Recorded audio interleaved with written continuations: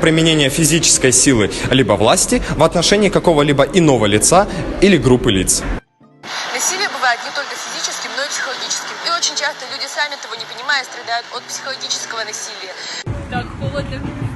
Если с физическим насилием мы сталкиваемся в пределах своих собственных домов, то с психологическим насилием мы сталкиваемся в обществах и сами того иногда можем не понять.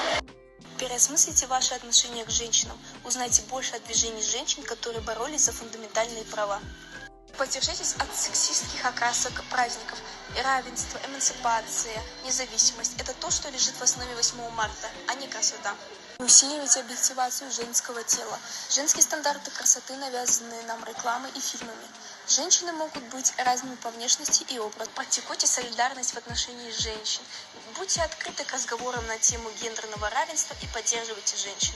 Помните, гендерное равенство заключается в солидарности к таким темам, как социальные, правовые и, естественно, политические и трудовые права женщин и мужчин.